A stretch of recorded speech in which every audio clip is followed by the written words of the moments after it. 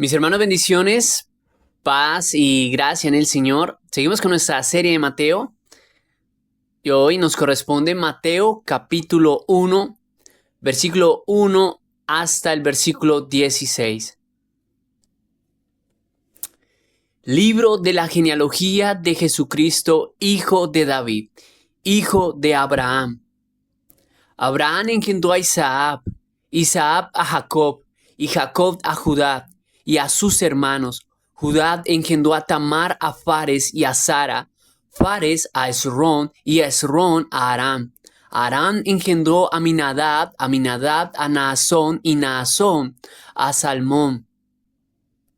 Salmón engendró de Rahab a Boz, Boz engendró de Rub a Obed y Obed a Isaí.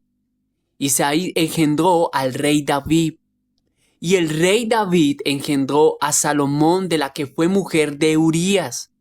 Salomón engendró a Roboán, Roboán a Abías y Abías a Asa. Asa engendró a Josafat, Josafat a Joram, Joram a Usías, Usías engendró a Abiud y Abiud a Eliquim y Eliquim a Azor. Azor engendró a Sadoc, Sadoc a Akim y Akim a Eliud. Eliud engendró a Eleazar, Eleazar a Matán, Matán a Jacob y Jacob engendró a José, marido de María, de la cual nació Jesús, llamado el Cristo.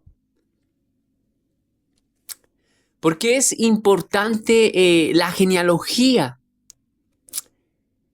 en este texto? Una genealogía, mis hermanos, es el documento que contiene los antepasados de una persona. Se le llama genealogía o árbol genealógico. A nuestros días no es importante un documento como estos. Difícil es que alguien tenga un libro sobre la historia familiar. Por lo general son los niños quienes preguntan al padre sobre sus abuelos y después quieren saber sobre el bisabuelo y siguen preguntando. Porque en el corazón del hombre siempre está la esencia del saber de dónde venimos. Pero por lo general solo se llega a saber hasta el tatarabuelo. La información en la familia sobre sus antepasados es corta, de máximo 3 a 4 generaciones. Eso es algo cultural entre nosotros, pero no así en Israel. Los documentos sobre los antepasados familiares eran importantes, sobre todo la vida de aquellos israelitas que ejercían algún tipo de profesión, como sacerdotal o de gobierno. La genealogía de ellos tenía tanto valor que se guardaban en el templo. Cada hombre que reinaba en Israel, su nombre con el de sus antepasados, eran escritos en los libros de los reyes, como lo son las crónicas, que se encuentran en el Antiguo Testamento. A nuestros días, las genealogías para muchos no son importantes. El interés por saber quién engendró a quién solo es para bostezar, pero no para un judío. Incluso los eruditos estudiaban con seriedad las genealogías de los reyes. ¿Por qué razón? Porque estaban a la expectativa de saber cuál de ellos sería el Mesías, el Cristo Rey. Pues Dios había dado la promesa a su pueblo de que el Mesías sería uno cuyo reinado no tiene fin. La genealogía era un documento de suprema importancia en Israel, ya que éste confirmaría quién era el rey prometido. Por ello, lo primero que Mateo presenta en el capítulo 1, versículo 1, es el libro de la genealogía de nuestro Señor Jesucristo. Mateo presenta al Señor con este término, ya que es muy importante. La palabra Jesucristo se compone de dos palabras, Jesús y Cristo. El nombre Jesús significa Dios salva y Cristo el escogido para ser rey. Así que el nombre Jesucristo significa el único rey escogido por Dios para salvar. La palabra genealogía aquí es inicio.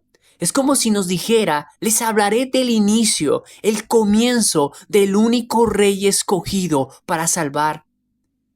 Mateo empieza como empieza el Génesis, con la palabra principio, comienzo, el inicio de todo, porque Él nos está hablando de un nuevo comienzo, porque ha llegado un nuevo reino. Al decir en el capítulo 1, versículo 1, que Cristo es el Hijo de David, Hijo de Abraham, que este libro es la genealogía de Cristo el Rey, que confirma que ha llegado un nuevo reino.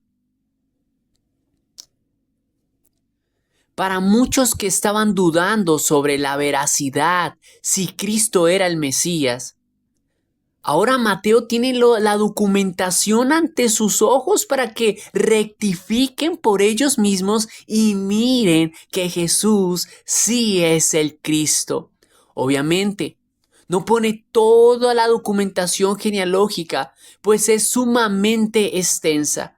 Pero la documentación del libro de la genealogía de Cristo es suficiente, ya que pone 42 generaciones en orden, en ese orden cronológico, dividiendo estas 42 generaciones en 3 grupos de 14. Marcando así los tiempos de manera ordenada de cada generación, como lo muestra al final de la genealogía en el versículo 17, que dice, de manera que todas las generaciones, desde Abraham hasta David, son 14. Desde David hasta la deportación a Babilonia, 14. Y desde la deportación a Babilonia hasta Cristo, 14. Por tanto, el tema central es la genealogía del Rey Eterno. Y sus 3 puntos son 3 generaciones en 3 periodos de tiempo. Número 1, la generación de los patriarcas hasta los reyes, desde Abraham hasta David. Número 2, de los reyes a la esclavitud, desde David hasta la deportación de Babilonia. Número 3, de la esclavitud a la liberación, desde la deportación a Babilonia hasta Cristo. Miren, empecemos mirando la generación de los patriarcas hasta el rey. El versículo 1 nos muestra que la genealogía del rey parte desde Abraham, quien es famoso y conocido por ser el padre de la fe. Pero al principio no era así. De hecho, él era un gentil a quien Dios llamó de Ur de los Caldeos, una ciudad idólatra. Eso se puede ver en Génesis, capítulo 11, versículo 28 hasta el 29, que dice que a medida del tiempo Dios le enseñó a Abraham a fortalecer su fe en él. Y en Génesis capítulo 17, versículos 7 al 8, Dios le dio la siguiente promesa, pues le dijo, reyes saldrán de ti. Así fue como Dios dio la promesa de un reino perpetuo para siempre. Y nos dice Mateo en el versículo 2 que Abraham engendró a Isaac. Pero ¿cómo nació Isaac? Bueno, Abraham y su esposa Sara manifestaron incredulidad a Dios. De hecho, Sara creía que tener un hijo era algo imposible a su edad. Así que, desesperada por tener uno, le dijo a Abraham que lo tuviera con la criada. Y diría alguien, ¿y Abraham aceptó? Sí, Abraham y la criada tuvieron un hijo. Pero Dios, quien es fiel a sus promesas, que va más allá de nuestra incredulidad, Sara quedó embarazada y fue así como nació Isaac. ¿Y quién era Isaac? Isaac fue alguien algo desobediente. Dios le dijo a Isaac que tendría 2 hijos y que el mayor serviría al menor. Isaac consintió más al mayor que al menor.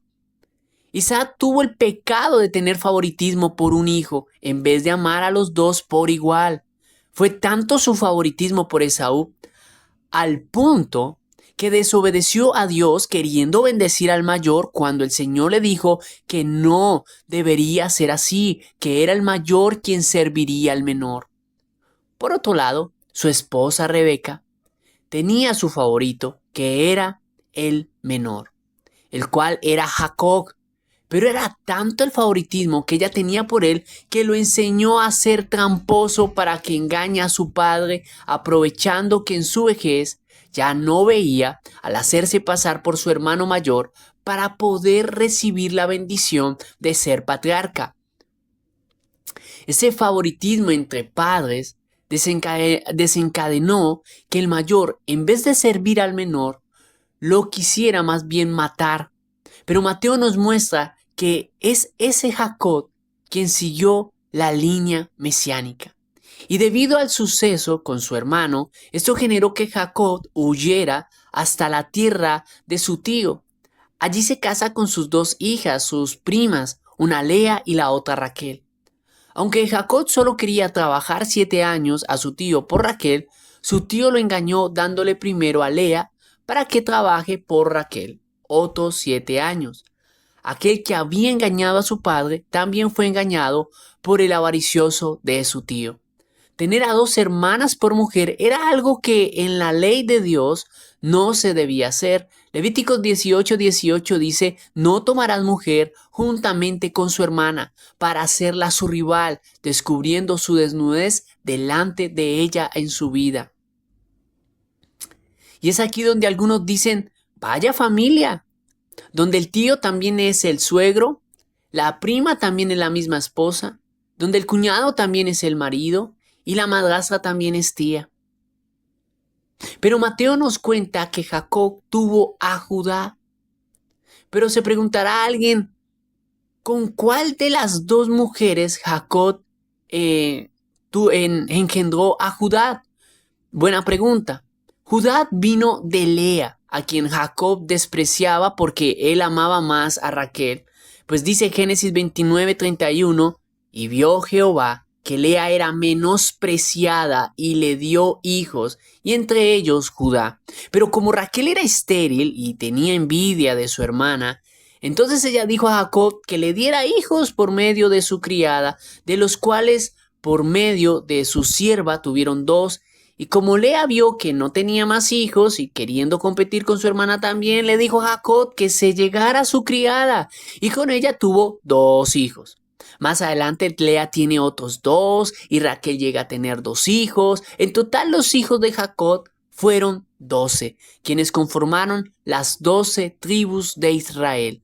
Pero de Judá, el hijo de Lea, es de donde sigue la línea mesiánica, de donde vino el león de Judá para reinar para siempre. Esto que te he contado sobre Jacob está en Génesis capítulo 29 y capítulo 30.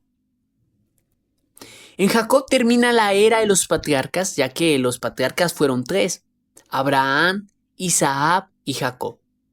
Ahí termina la era de los patriarcas. Y en Judá sigue la promesa de los reyes. Pero curiosamente, de aquí en adelante encontraremos 4 mujeres mencionadas en la genealogía, ya que por lo general solo se ponía al padre y al hijo. A Tamar en el versículo 3, la vemos en esta genealogía, a Rahab y a Rub, versículo 5, y a Betsabé, mujer de Urías, en el versículo 6. Pero estamos aún en el versículo 2, y nos dice que Judá engendró de Tamar a Fares y a Sara. Pero a diferencia de los anteriores, la esposa de Judá sí es nombrada. ¿Por qué razón? Bueno, en Génesis 38 es donde se cuenta la historia de ellos 2, historia que es difícil de olvidar.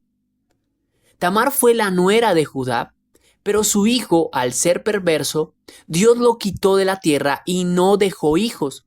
En aquel entonces, la mayor honra de una mujer era dar hijos, como lo debe ser ahora.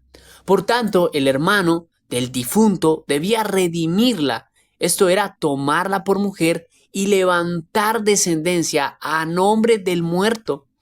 Así que Judá le dijo a su otro hijo que tomara a Tamar por mujer. Pero aquel hijo, sabiendo que la descendencia no sería para él, sino para el difunto, cada vez que se llegaba a la mujer de su hermano, vertía en tierra. Esto desagradó a Dios, que lo mató.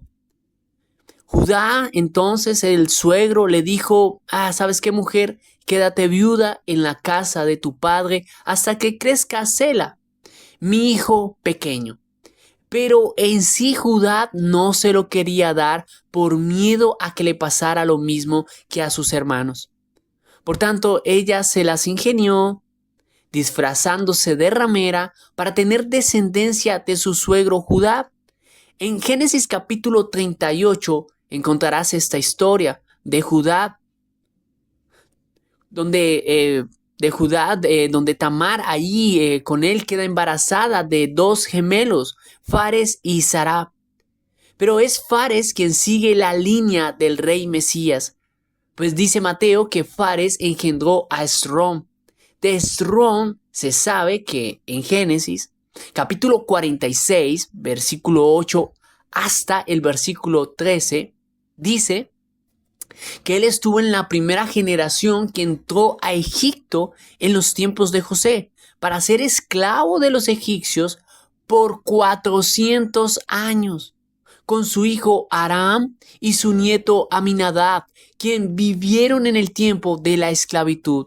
Pero esta familia que vivió en la esclavitud tuvo un príncipe que se llamó Naasón, que en Números capítulo 2, versículo 3, dice que por mandato de Dios es declarado por Moisés príncipe y jefe militar, y fue el primero en presentar ofrenda en la dedicación del templo en Números capítulo 7, versículo 12. En Naasón podemos ver cómo ha pasado la época de los patriarcas a la esclavitud y a los príncipes para llegar a los reyes. Mateo nos muestra que Naasón engendró a Salmón, no a Salomón, a Salmón.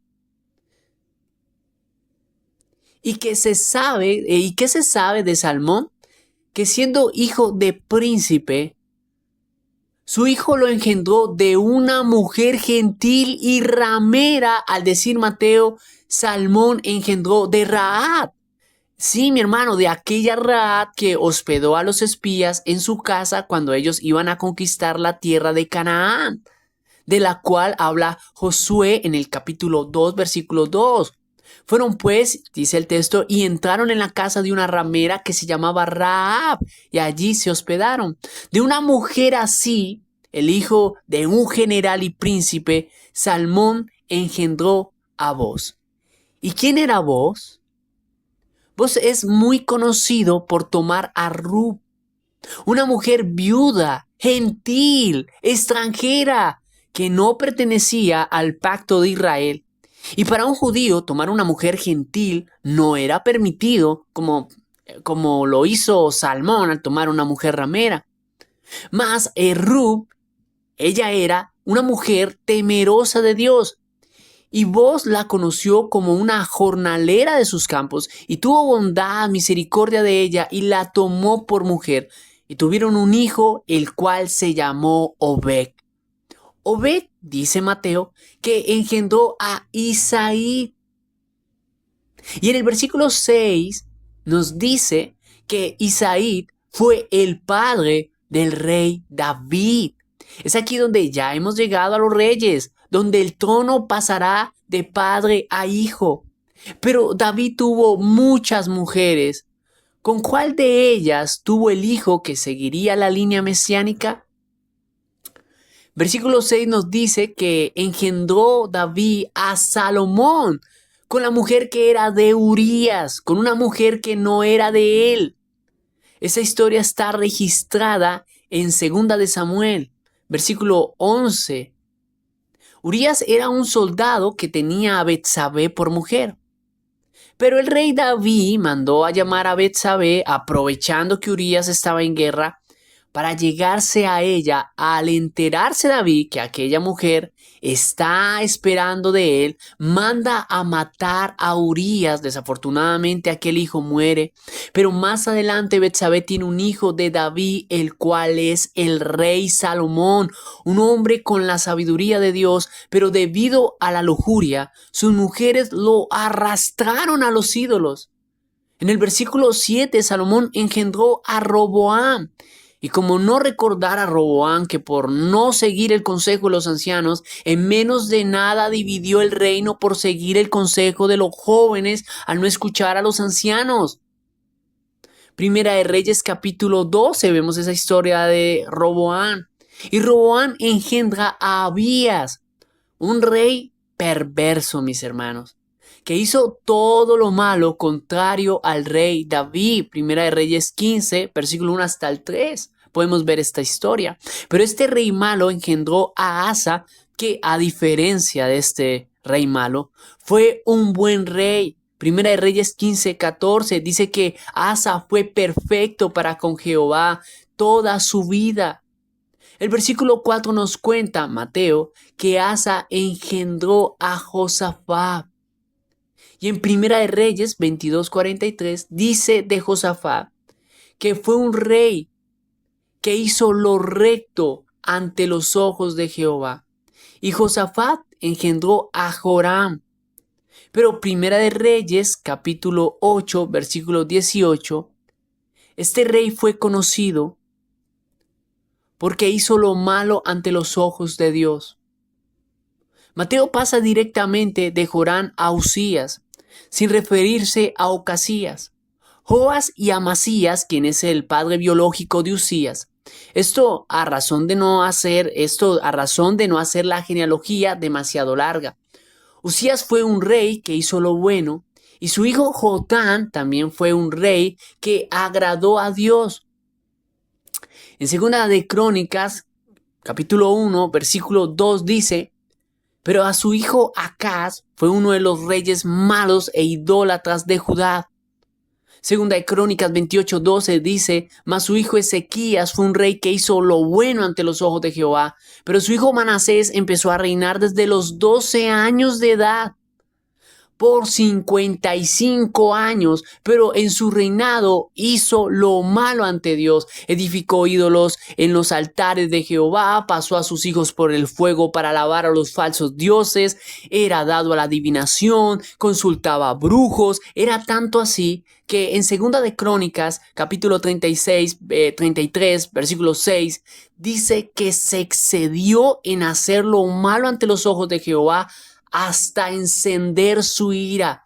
Y Dios mandó a los asirios para que lo aprisionaran con grilletes y atado con cadenas lo llevaron a Babilonia. Y cuando se vio perdido, clamó a Jehová, humillándose grandemente.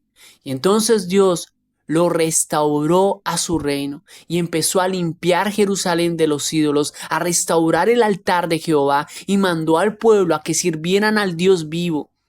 Pero su hijo Amón fue un rey malvado que nunca se arrepintió, como lo muestra Segunda de Crónicas 33:21. Pero Josías, su hijo, tomó el reino a los 8 años de edad y reinó durante 33 años, pero dice la palabra que anduvo en los caminos de Dios, sin apartarse ni a la derecha ni a la izquierda. Segunda de Crónicas, capítulo 34, versículo 1 hasta el 2, podemos ver ello, que dice: pero de Josías viene el impío Jeconías. Ahora, aquí termina la era de los reyes. Al decir Mateo en el versículo 11, de Josías a Jeconías y a sus hermanos, atentos, en el tiempo de la deportación a Babilonia, está saltando de Josías hasta su nieto Joacim, que en la traducción griega es Joaquín, que es Jeconías, donde termina el reinado de los reyes. esperando el rey Mesías, ya que a causa de su pecado, Dios los entregó al exilio, a esclavitud por los babilonios. Jerusalén quedó en ruinas, el templo destruido y son llevados a una esclavitud de 70 años. Pero el Señor alentó al pueblo al decir en Jeremías 29, 10, 11, porque así dijo Jehová: cuando en Babilonia se cumplan los 70 años, yo os visitaré y despertaré sobre vosotros mi buena palabra para haceros volver a este lugar, porque yo sé los pensamientos que tengo acerca de vosotros, dice Jehová, pensamientos de paz y no de mal, para daros el fin que esperáis.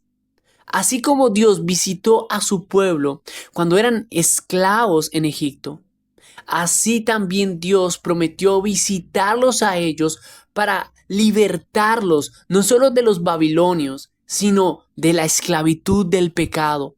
Porque después de los 70 años, el mismo Rey de los cielos los visitaría con palabra buena para darles el fin que ellos esperan, un reino eterno que no perece, porque este Rey, Jesucristo, es mayor que David, ya que él sí es conforme al corazón del Padre.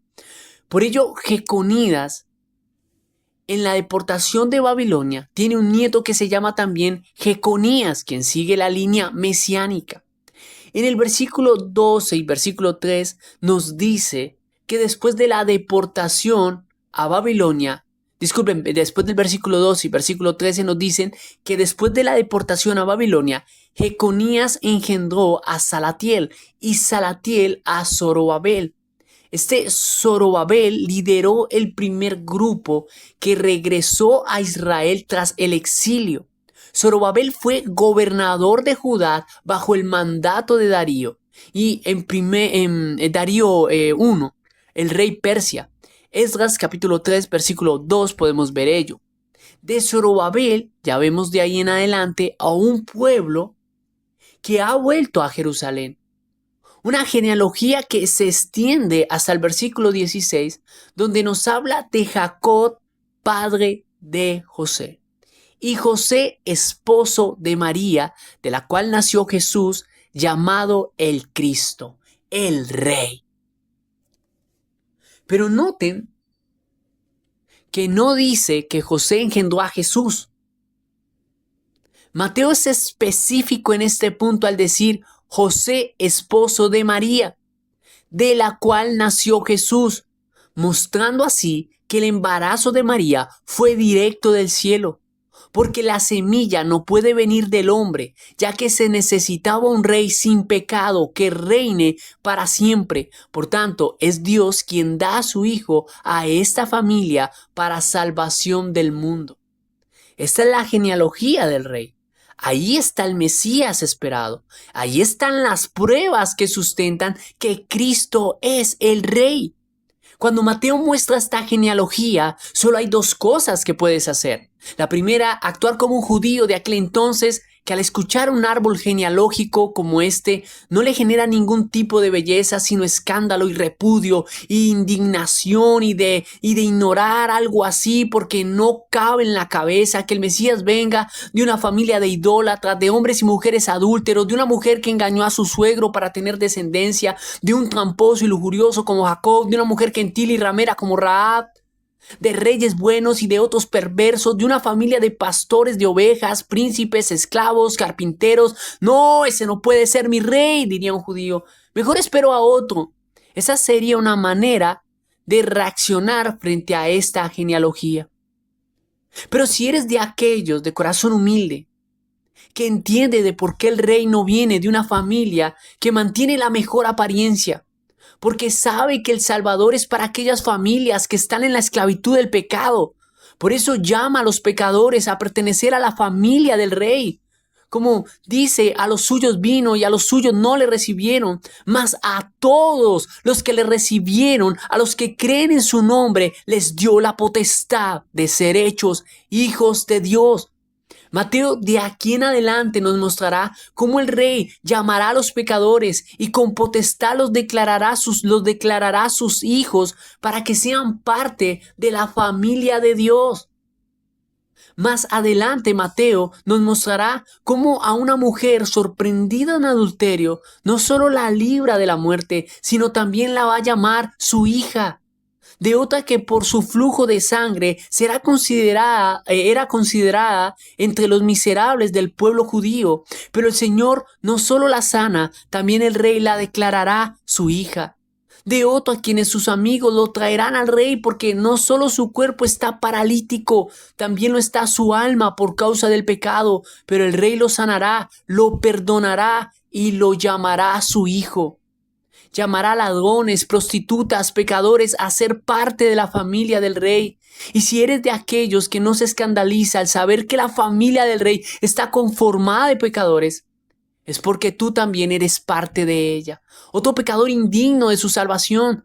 Porque así como toda la familia es unida por la línea sanguínea, ahora tú sabes que estás unido a la familia del rey por la sangre del cordero, por la sangre de este rey. Y eso te hace un hijo de Dios y con gozo dices, este es mi rey. Afuera hay jóvenes y personas que se avergüenzan de su familia, de sus hijos, de su hermano, de su padre o su madre. Pero mi rey no se avergonzó de su familia y de todos aquellos a quien él ha llamado a ser parte de ella. Al contrario, él a su familia la transforma, sus corazones regenera, los santifica, los vivifica, los libera, los levanta, los transforma, los anima, los sana, los ama, los defiende. Este es mi rey que llama a pecadores de familias disfuncionales, a un Abraham que en medio de un pueblo idólatra es llamado a ser el padre de la familia de la fe, de un Jacob que hace trampa para tener una bendición al éxito, pero es bendecido bajo la promesa de un Salvador, de un Judá que por la lujuria se aparta del camino y sin saberlo se llega a su nuera, pero en Cristo fue llamado al camino del reino de los cielos. De una Tamar que engaña para tener la virtud de ser madre, pero en Fares llega Cristo, el verdadero esposo que la redime. A Rahab que siendo ramera es llamada a pertenecer al pueblo de Dios. De Esrón y sus hijos que entraron a tierra de esclavitud por 400 años, pero de ellos vino el rey que nos liberta de la esclavitud del pecado, porque donde abundó el pecado, sobreabundó la gracia. Ahora, no sé de qué familia vengas, no sé de tu procedencia, no sé si has deseado o pensado haber pertenecido a otra familia. Tal vez hay cosas que no te agradan de tus padres o de otros familiares, o tal vez no hayas crecido con una familia. Déjame decirte que eso no es lo que importa. Lo que importa es que el Señor te dio vida y quiere que sepas que su Hijo es el Rey, que Él vendrá a juzgar al mundo por causa de su pecado. Pero que si te arrepientes de tu pecado y crees que Cristo es el Rey y confesares con tus labios que Jesús es el Señor y Salvador de tu vida, entonces serás salvo y de manera inmediata el Rey pondrá en tu corazón el sello de su potestad, su Espíritu Divino que te declarará hijo de Dios, perteneciente a la familia del reino. Pero es solo si crees que este es tu rey. Y te pregunto, mi hermano, ¿este es tu rey o esperas a otro? Bendiciones, paz y gracia en el Señor.